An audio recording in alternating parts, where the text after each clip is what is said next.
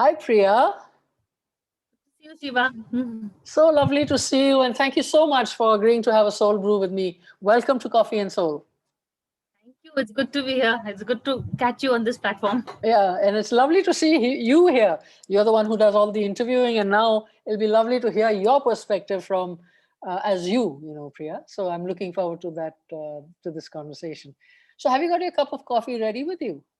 Yes, I do, Shiva. Here it is. Okay, so let me It's pour myself mine, and aha. yeah, it's. I think all the soul brews have the sound of coffee being poured, which is You can always smell it. Of course, I have the cup yeah, in my hand, but just the visually makes you. yeah. That's a nice visual. Welcome Those. to Soul Brews with Shiva, and it's such a joy to. Thank you. Bring to a lovely conversation. Yeah, looking forward to it. Yeah, cheers. Cheers. In fact, it's very different for me to be on the other side. Exactly. That's Usually I'm in your exactly. place. Yes, exactly. And I'm so happy that we get to hear your perspective, your thoughts, right? As who you are. So, Priya, can I ask you to just hold this cup of coffee in your hands? I hope it's not too hot. And can you just sit back and just relax? Okay. Yeah. And just close your eyes and relax and let the smells waft and have a sip. Yeah, sure. That is the most important thing. Correct. See if there's anything that comes up for you, any kind of a visual or a feeling or what this brings out as the aromas of coffee. In COVID days, it brings out a nice, relaxed conversation with some friends and a gossip, a midnight conversation, really, because we always end our dinners with a nice cup of coffee. Yeah, yeah. And so these are conversations over Zoom and stuff like that. And No, not pre-COVID days. I'm missing that. pre-COVID was, yes, I Pre-COVID know. days, yeah. Now, Yeah. and of course, edit meetings since I'm a journalist. Yes, I So, know. I know. I know. Yeah, it's happy times, isn't it? It's different and happy times, I guess. No. in a way, yes, it's unusual times, Shiba. Some No, good, some I bad. mean, when you think back, I mean, the pre-COVID times, and you think of the coffee, Oh, it's very like, happy times. Coffee, there's something about coffee that's got a very positive feel. I have to say yeah, that. yeah. I've not seen a stress coffee. It's always something for some reason. That's a very interesting way of putting it, Priya. That stress and coffee really don't kind of go Some together, right? reason. It's Yeah, interesting because usually you need coffee to wake up, to perk up. But I don't know. correct. I think I need coffee to relax also. For me, Yeah, it's in the relax mode. in the relaxed mode. All right, great. So, Priya, tell me a little bit. I mean, as we just spoke about it, you're always on the other end, right? You are the one who's talking to people. You're interviewing, and you are setting up conversations and doing a marvelous job at that. I listen to a lot of what you do, and but a little bit about you, your life, your journey. What's got you to where you are today? Some of your highs and lows. If you can just take us through that. Asking a journalist to talk, Shiba, you're really inviting trouble. But anyway, let me take the opportunity and grab it rather.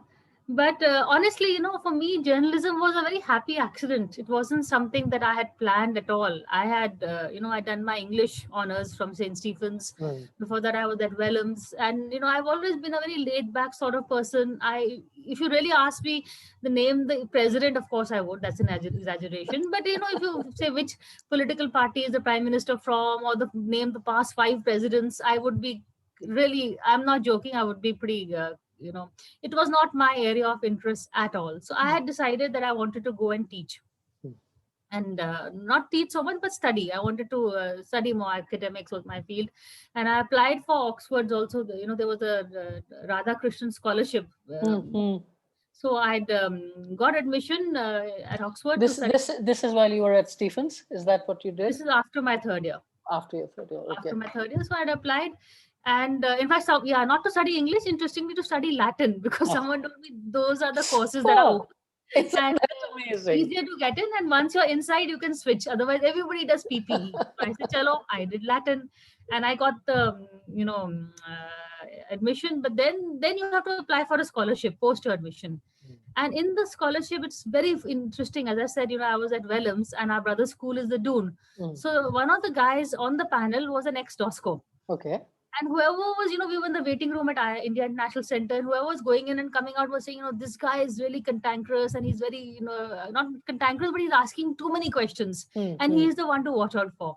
So and he's wearing a yellow t-shirt. I said, fine. So I went in. Sure enough, there was this guy wearing a yellow t-shirt and asking a lot of questions. So I got really irritated. And, I think I'd blown the interview anyway, but I got a bit hostile. And, it's the wrong thing to do in an interview, especially when you want something. So I blew the interview. But very sweetly and interestingly, that guy called me. He found this thing, and I got I think those days there was no mobile phone. This is what, in 1991, 90. So I don't know how we got in touch, but he got in touch with me, and he says, look, I'm sorry, I felt really bad. Is it because of me that your interview went? Because he and I then exchanged a few very acerbic words. Right. So he said, maybe because of that, and come and see me and meet me. And he's a lawyer. So I met him, and he said, can I help you with your career? You must apply again next year. What will you do in this year? So I said, I'll do my MA in English because it's part of the course. That's not a problem. So he says, fine, but what are you going to do? He said, in the meanwhile, you can work also, because MA is, as we all know, it's something that we just do. We don't really. So yeah. So I was anyway, sorry, I think that it was after my first year, because I was already in MA and I was working as a copywriter. That's right. Okay. All right. And I was hating my job. I was really hating my job. So he said, why don't you become a journalist? Why don't you apply the Sunday magazine? That's a magazine from Calcutta. So he's saying Veer Sanghvi is there, and he's from I think Oxford also, and whatever. So you go apply there. So I found out the address. I went to the Delhi office with my application, and Veer Sanghvi doesn't sit there, but the local bureau chief. Every in a magazine, the head offices can be in Calcutta, Chennai, wherever, but there's a bureau in Delhi, obviously, since the capital. Right. So the bureau chief took me, and he said, I'll take you as an intern for 1 year. And that's how it began. So when my 1 year finished, I did not even apply again, because I was loving my job. It was amazing. I definitely did not want to go back to academics or Latin. So coming in here, what is it that you love about what you do? Shiva, it's an amazing field. You actually paid to gossip. You're paid to have conversations like this. You're paid to get to know people and to sit and have long conversations. Currently, I'm in television, but I began as a print journalist, and I don't like this 24/7, very hectic. All my life I've worked in magazines, so I've had a weekly deadline. I don't do daily 24/7 reporting. Even in television, I have a weekly show. I don't like that, this breaking news. I don't like. What I like is explanatory journalism. You get to the problem, explain it, how it happened, the behind the scenes color, if need be, get to know people, have long chats with people, and touch with politicians and everybody. These days, I'm doing a lot of reporting on COVID and doctors. People are happy to chat with you, to a journalist, and, they do make time for you. And it's really interesting. You meet all kinds of people. And like I said, it's part of your job. Yes, I think it's amazing, and obviously it's something you took to like fish to water, right? And so transitioning to television, how did that happen? Television was first. Let me tell you how I began doing politics. I used to cover crime, Shiba, because when you begin as a trainee journalist, everybody's given the crime beat, because that's the That's how you begin. How was that? It was interesting. I interviewed Charles Sobrach. In fact, I've got some letters from him, and in fact, we were in touch. I went to Nepal also, and couldn't meet him, but I met all his people around him and all the stakeholders. Wow. So, but from crime, it went to politics, because it's there is the Hawala scam happened, and all these guys were implicated. Kamal Nath, Madhura Sindhya, Advani. Kamal Nath was actually my first political contact, because through the Hawala thing, one was chatting with him, and then I went into politics. So that's how I. So while you were covering crime, and it was like the politics and crime duo kind of coalesced, and then you went into politics. And since that move into politics, how do you when you talk about your younger days, and you're saying, this was totally something that you would not do. I mean, you would be so laid back, and now you're so active in political journalism, and hold some very, very interesting roundtables, right, on NewsX. I think that's the program that you run. What has kept you there in the political space, and why are you here? I think I'll take a sip of coffee before I answer that question. Sip of your coffee. So Again in politics, Shiva, you begin as a beat reporter. What happens is you are sent to the party offices. So every day you are spending, you're literally, you go to office for a meeting at 12 o'clock or 11:30, and then you're given a story or whatever, and then you are out on the beat. And every day in the old days, before all this social media and all, the way the people used to communicate, every party office used to have a briefing. BJP had it at 3:30, Congress used to have it at 4:30, and so on. So we used to go from party office, hang out there and meet all the leaders. We could actually go into their rooms. I used to be in the field till 7 8 in the evening, go chat with them. After the briefing is over, you go to a Digvijay Singh's room, or a Margaret Alva, Ambika Soni. Some were nice, some were grumpy. Ditto for BJP. That time it was Arun Jaitley, Pramod Mahajan, Sushma Swaraj. They were all there, the party officers hanging, in their rooms, and they would meet us, and we used to have these long tea sessions and gossip, tea conversation, blah, especially for me because I never had a daily deadline, so you could elongate it. So I have known these guys more than I met my own friends. I was meeting the politicians, so you kind of got involved in the whole ecosystem. Correct. And then it's interesting to see, the events that you talked about the night before come true the next day. You started predicting. It gave you a big high also, I have to say. Especially when you get that scoop and you preempt a news, or you predict a news. You're the first one with an interview. Those are the good ones. Absolutely, and it must be such a high. It must be such a high to be able to do this, and also staying with great journalism. What I remember, one of my the people that I have interviewed earlier, Neerja Chowdhury. She's brilliant. She's someone I really admire and respect. She's also related to us, but she'd spoken so highly of you, saying that she really enjoys talking to you. So obviously you're doing something that makes people want to be able to spend that. And I suppose it's that easy manner you have, which is so non-incriminating in the way that you speak. And that's something that I like, and I get really inspired by, is to see the way that you are speaking with people. There is something, you're not in the way at all, which is a real skill, Priya. Thank you. No, this is a reaction, maybe an unconscious, subconscious reaction to what the Arnab Goswami kind of journalism, which is in your face. A lot of anchors do it, not just Arnab, but everybody, they interrupt you before you stop finishing. And I get impatient also, saying, the reason why we call a leader or a specialist or an expert is to hear their view, not to hear your own voice. So I'm very clear on that. And in terms of, see, you form the equations because literally, for instance, Rahul Gandhi's class of 2004, that's when all these Milind Deora, Sachin Pilot, all the young Jitin Prasad, all of them came along with Rahul Gandhi. So I've been watching them literally grow in their political career. You knew their fathers. So there is some kind of a connect also.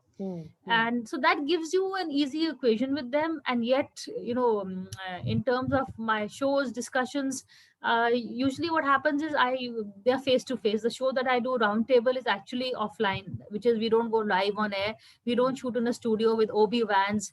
The system of overhead broadcast vans is still, people are shouting to make themselves heard. They're sitting at home, they're shouting to someone in the studio, even though mic theek hota hai, but they think that we must shout to make ourselves be heard.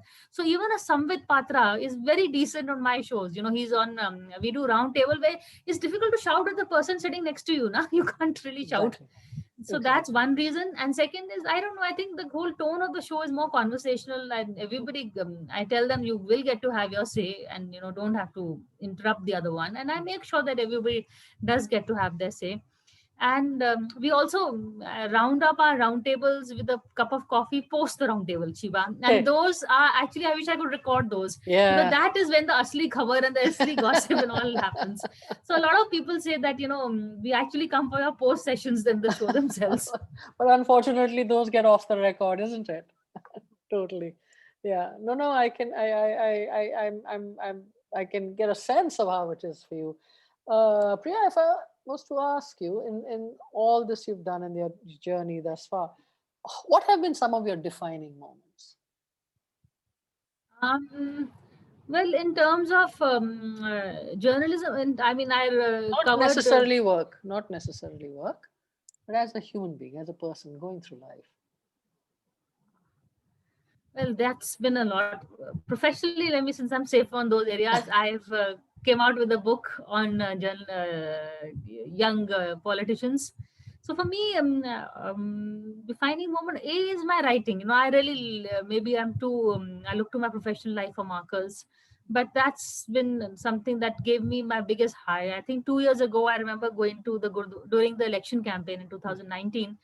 I went to the Gurdwara in Amritsar. I was following Captain Amrinder, and then I was in Amritsar. So I went there and I told God, I've got everything. Thank you. I just want to say thank you. I had just a book had come out. There was a very successful launch. I was okay, doing well in my career. I was happy at home. I am in a relationship with someone who I'm very happy with. Family is okay. And Shiva, 2 months later, it all came crashing down. So I don't know whether we should say thank you to God or not. That's my one defining moment. Is that was not saying, that was not a dare or a challenge. It was a genuine thank you. But somewhere it's been misunderstood.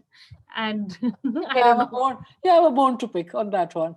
I do. I mean, in fact, I was, and moments like this, touch wood, or things are stabilizing now, but it was a pretty hectic 2 year. My mother fell down. She had a hip replacement. And after that, there's been a lot of complications with her. So that's basically been something and that had a boomerang effect on everything, because if something is not home in your personal life, it's difficult, though touch wood, professionally things are okay, but there's a lot I could have done more, which I'm not doing. I could have traveled more. I could have in terms of show also, I could have taken a daily show. A lot of people are saying, for instance, with Barkha Dutt leaving television, Nidhi Razan, those are the kind of shows that I would also do. I guess we get similar guests, we have a similar easy conversational style. So there is a slot that is open, in terms of you need an anchor who is fairly senior, but who can also get good guests, and who's not very right wing. Sorry, let me also add that, because there are a lot of anchor. I am not very right wing at all. If I'm pretty, I would not even left or center, maybe slightly right, but it's, I think I'm very balanced, even I'm saying it myself.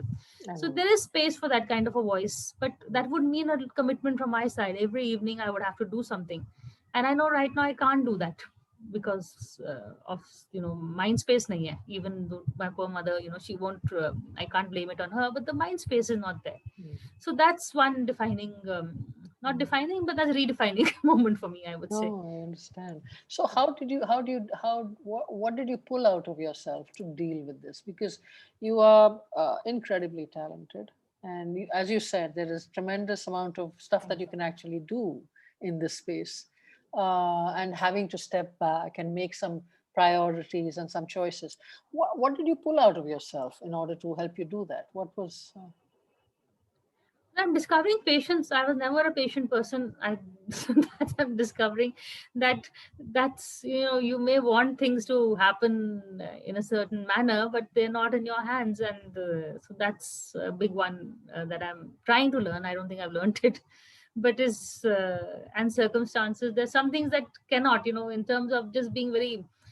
I don't like to sit on things, but some things you cannot hurry. So I think that's the one, trying not to be as impatient as I was earlier, and it's also, Shiva made me very aware of others and more understanding. I was also, if someone didn't do something or someone fell short of a promise, I used to, whether professional or personal, I used to take it, I didn't have much respect for that person. But now it's like, you walk in their shoes. So I guess that's also made you realize that there must be a reason why the person has not fulfilled something. So you just notch it down a bit, turn around the notch a bit. So how do you think that's coming across in the shows that you're doing? Do you find that has also changed in your own style, with the way you deal with things or deal with people, or questions? Or is there an impact that's running across? Do you see that? Ask me that question, I really have to think about that, Shiva. I don't know. But see, in terms of my profession, like I was saying, I was never the one who wanted to break news or to goad a person to get a scoop out of them. Browbeat, nahi, but you didn't say no, but you haven't said yes. Does this mean that you did it? I don't do that kind of questionnaire. No. I don't do doorstep journalism. even accused in a scam or something, I would not be sitting outside the door and troubling them, unless it's Vijay Mallya or some crooked businessman who's very crooked. I think he deserves all. But there are a lot of gray areas, even in the cases against politicians. There's a lot of vendetta. There's a lot of this thing. So especially now that's happening, you're putting kids in jail. So I would not say, oh, so and so is an accused just because he comes from a certain ideology, or even if there's a charge sheet against them. So I've never done that. So I don't think I would. And in terms of my shows and all, we've always had a fairly conversational tone. We've never Yes. had a confrontational tone. I've never been confrontationalist. Yes. So that has not changed, I would say. And that's probably stood you in very good stead, isn't it? I would like to think so. I don't know. I would say so. I would say so, because I think it's built a reputation, it's built respect, and I think those are big, big things in the long run. So what I'm seeing and what I'm hearing, Priya, is that even the way that you approach this, and you say that you've been impatient or whatever, but your approach is largely long term, and it's about creating this whole. Um, uh, what's the word for it? Milieu, almost like creating a milieu. As I see it, I don't know how you feel about that. Sorry. Like creating a milieu, and instead of rushing through stuff, it's really about creating an atmosphere, creating a different way of conversing and staying with that. And I see that, and I think that has a huge place in today's system. Hope so, yeah. Because I think here, even in the world, I think we are so quick to rush to judgment. That's so to hear the other side, or to hear the every part of the argument is needed. I mean, now that you said it, I've in a lot of debates, I do still get impatient with people I see on that. Sometimes I'm not the anchor. Sometimes I go as a panelist, so I'm taking on another person, and they're blatantly voicing something, like if they're saying that, oh, there was no oxygen shortage, or they're going to be saying something which is not true. That gets me really angry and goads me. So I'm still quick to lose my shirt on that one. But I get impatient if I see injustice to anyone, anything. Even in the market, if you see someone being cheated out of some money, or if you see somebody who's not being fair to, especially someone who can't. I mean, I'm not saying it just sounds good, but people who can't fight back, then that really gets me going. It's I don't know, but I guess that works for everybody. And No, not really. Tell me, what else? What else? I think you made me realize how much I define myself by my profession. Every time you say what else, I think of work. No, I'm not asking you to focus on. I know you're not, but that's how I'm trained to think. Yeah, yeah. And in terms of work, when you're talking about different perspectives and being able, was this always the case, being able to be non-judgmental? But you said that shifted and changed for you, isn't it? Yeah, I did. So, and it's interesting because there is a debate going on even in our profession. Should one hear both sides? This whole both siderism, which is usually on the one hand and on the other hand, but the reader comes away with not knowing what is the correct answer. What are you thinking? The other argument is, no, the reader is smart enough to make up his mind and doesn't want an opinion. So I had MG Akbar as my editor, I remember. And if I used to put any headline that came, is Rahul ready, ? He's like, what is this? He's saying, either you say Rahul is ready or Rahul is not ready. He said, I'm not here to answer. The reader he wants a definite answer. So he used to allow no ?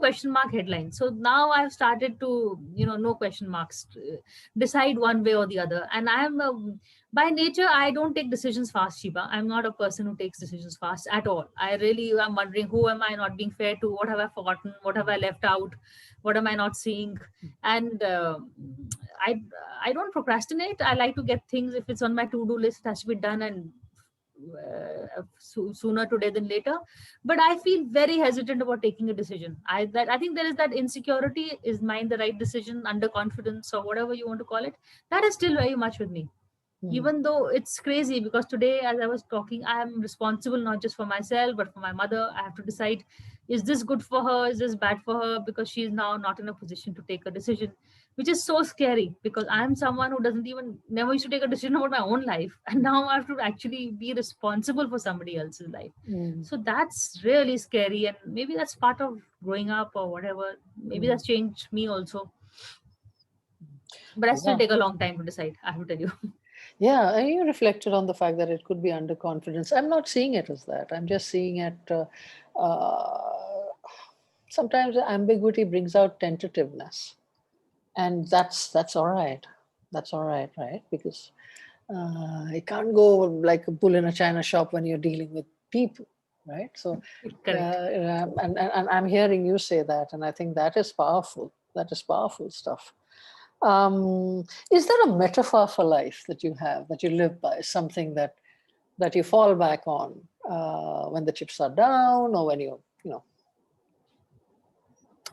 I don't know. Not really. There's no, this too shall pass is really, or as someone recently taught me, there are good days and there are bad days. So I'm really going with that one day at a time is really how it's happening. And not each day is going to be a good one.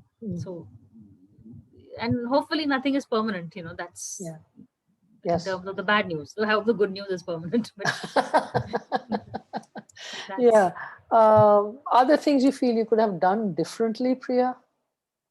Some of the things you reflected on, yeah. But apart from that, is there anything you feel? differently profession again. Shiva, it's coming back to the profession, but Yes, maybe I that's could have fine. made That's fine. Please go ahead. the shift to TV earlier. I don't know whether that I did try. That didn't really go down well with me. Mm. Uh, Personally, I don't know because my biggest regret and my biggest thing would be maybe my mother. Did I leave her alone? Did I not give her what she wanted, which is she led to the kind of point that she is now. Otherwise, like 2 years ago, same thing stands, Shiva. No regrets, really. I was very happy with the way my life has turned out, except for what happened after that. Mm. Mm. So, Yeah. And when I was talking about done differently, it doesn't mean that I'm asking you to explore regrets. It's basically just looking at, if I had shifted my whatever, it could have been in this manner. So it's not about regrets. I'm not yeah. asking you from that Hmm. perspective. Some of the gifts you received that shaped who you are, what do you think those are? And some of the key influences in your life and professionally, work-wise as well. Yeah. No, I think it began with our school teacher who really, Mrs. Sekri in Ah, Wellens, who ah, actually, one wrote, but she actually always singled me out for what I wrote, my essays, and she encouraged me so much that I always wanted to do. I knew there was some writing was very much my passion. Or I thought, she led me to believe in myself that I could do it well. So wow. definitely her, and which is why I took copywriting because I thought maybe Mm, that's the profession for me. And her, my mother, another one who encouraged my writing. And professionally, I think I would say in Sunday Magazine, Veer Sangvi, who was my first boss, mm, because as I was saying, when I joined for that 1 year as an intern, after 1 year, the guy was ready to let me go. He was like, uh, the bureau chief, he was a South mm, Indian gentleman, NV mm. Subramaniam. He says, now you are done. And I actually went and applied for another job at Asian Age, and Mm. which I knew I would hate because it Ah, was a daily and it really, I ah, would be ah, covering the MCD or some stupid beat like yeah. that. But fortunately, I met Veer and he was like, no, you stay back. We have no problems with you. It's only this. He overruled the bureau chief, made me stay on. And then that Sunday Magazine was the most brilliant place to work in. So Sure. that is why I went to politics. I had brilliant people to work with, Aditi Fadnis. She was. She became the bureau chief later and always a mentor. So a whole lot of people who helped me. They were so kind. That whole, I think I was there for 7 years. Shiba, it was the home away from home. I never came home till 10. I never used to take my leave. Aditi used to scream at me, take your holidays, go home. But that was a world for me that I really grew in and I grew up in, and I loved it. So that those 7, 8 years from 91 to 98 defined me. I think it That's was. amazing. And do you find ways to create the same kind of a atmosphere for people who are now coming in to work with you, perhaps? And is that something that you kind of mindful Yes of? and no. They had an incredible amount of patience. But one thing I learned is, do not, there's always, you can always help someone. There's no, Yeah. usually journalists and all are very worried about their sources. They don't want to Mm. introduce you to their contacts. But I saw on Sunday it wasn't like that. We're like one big family. But Mm. but I have to say, not everybody's as nice as me also. So I've had people who were younger than me who were there just to you encourage them with the half an inch, they give you a mile and they try to throw you out. They were bitching about me to my sources. So, it's a very funny world, which I realized Mm. that the world outside Sunday was not the perfect world at all. Or maybe Mm. Sunday was not the vision of the real world. Mm. So I had kids younger than me trying to, get my job and be slimy. And it's a Mm. very toxic world. It's pretty toxic. Mm. Any profession is, I guess. Yeah. So I don't know. I'm not going to be nice to everybody now as a rule. Sure. Sure. Sure. So, and how do you deal with this? How do you deal with the toxicity? What do you, again, where, you have both sides, right? You have both sides, and you also have some brilliant uh, people and circumstances and conversations and life affirming stuff and also how do you keep the balance, Priya? I think it's really important to have some friends that you can sit and chat with. Mm. That's, just to unload and to just, whether it's an heartbreak, whether it's a professional. Mm. And also, I have realized that it's no use what you cried over for 10 years ago or even 5 years ago. It's, you don't even remember it. Correct.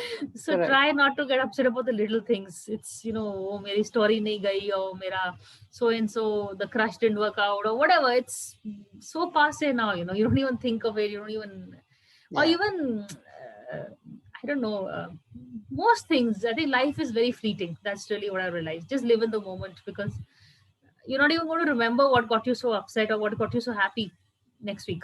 Maybe. So So I it's just want really, to underline that. So life is very fleeting and just live in the moment. And that seems to pretty much define what you live by right now. Am I correct in that understanding, Priya? trying to live by Shiba. I don't think I Trying to live managed it, by. but that's what I keep telling myself. This too shall pass, or you know, this is not permanent. Yeah. That's the lesson I'm trying to learn. Mm. That everything is fleeting, even the good. That's the sad part of it. That's true. That's true. In terms of if there's someone starting out right now, or younger Priya, right? Hmm. Or someone just about to start on the, what is it that you would tell them with so many years in the field and what you've been doing, and how, what's the kind of input you would give them, advice or input you would give them?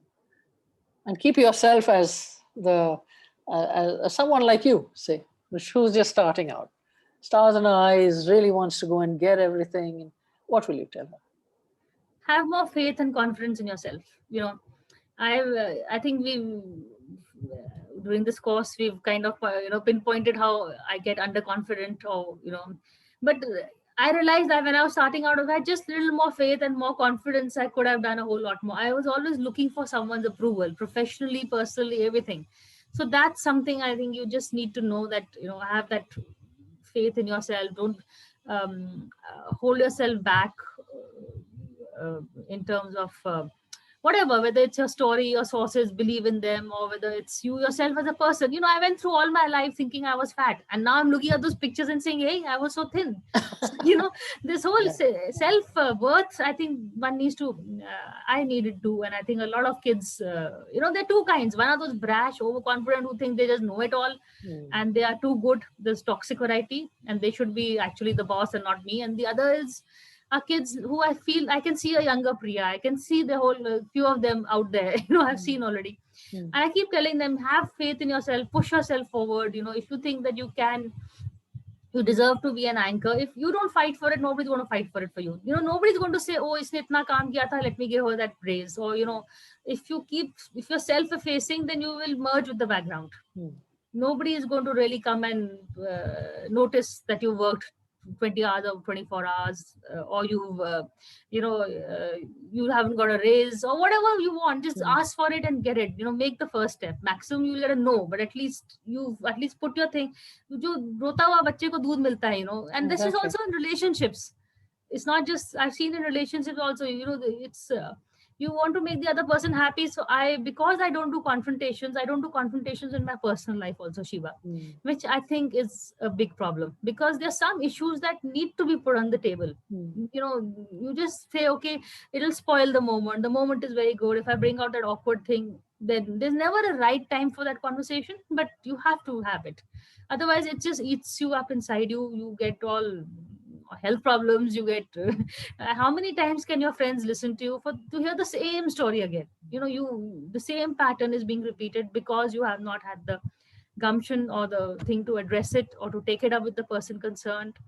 So I think that's something I'm trying learning to do also. That will be my advice to the person, that don't put yourself in the background personally or professionally.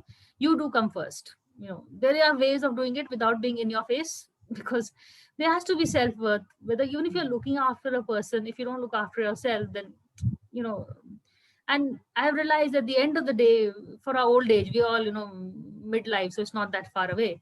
If you're not this thing, however much the person has done for you, however much you owe them, you will grudge them that mm, time you have to take out of your own life to spend with taking mm. care of them. So make sure you're not that person. Make sure that you are self-sufficient, and which means be healthy, be financially sound, be mentally sound, be healthy, be at least do what you can. Rest is in God's hands, but be self-sufficient. And that's a very strong message, and I'm sure many people are going to benefit from it, and to understand and to look at it from somebody who's reached where you are right now. And thank you so much for sharing that, and making it so real, Priya, making it so real. I believe each one of us has a unique gift that we offer. Yeah. Nobody else has that combination of whatever you do yourself. What is your gift to people, to humanity? Wow, I don't know. I guess just that I'm there for anybody who wants to talk. I'm there to listen. I don't know. You think Various that's ways, a I small guess. gift? That is amazing. Say that again, please. I'd like to hear that. No, I just said I'm there if anyone has a if they want to talk about something, I'm there to listen. At least that's Yeah, one thing I've learned, that everybody wants someone to listen. I do. So yeah. And I suppose that is something that you do, that you give the person an ear without judgment. Is that something that you would? yeah, that's a very important point, Shiva, that you said. Someone who can listen without judgment. I can't always do that. I try to, but yeah, I think that's really the whole package. It has to be like that. Yeah, That's yeah, true. yeah. And that's what you bring. Well, you say that you do. Okay, fine. But I think many people would think otherwise. And from whatever I've heard, and the way that you hold these conversations, I don't see much judgment at all. So, and I think Well, that's what's the key to the success of whatever you do. you know. So that's thank you. fantastic. Yeah. I don't know. I'm see where that goes, but yeah, maybe. All right, great. Is there anything else you'd like to say on this on our little chat before we close out? No, as I said, just be happy with the today. Try and make the most of your today, for and not just for others. Everybody tells you do something for others, but do something for yourself. What Mm, have you done for yourself today? It can be just taking a break or just pamper yourself. I think that's something I would tell everybody. And so yeah. that's what we forget to do when we are doing this rat race, literally. So, as someone sent me a postcard, life's you may come first in the rat race, but you're still a rat. So try not That's to be a rat. that's absolutely right. Be the cat who sits and has a hot cup of milk. I don't know. Yeah, yeah. Well, thank you so much. It's been wonderful talking to you, Priya, and I've thoroughly enjoyed our conversation. And Otherwise, Shiva, thank you. A lot of surprising. You made me talk and learn a lot about myself also. So okay, thanks. You have an art of making people talk. thank you so much. And I wish you every success. And I do believe the space that you're talking about exists.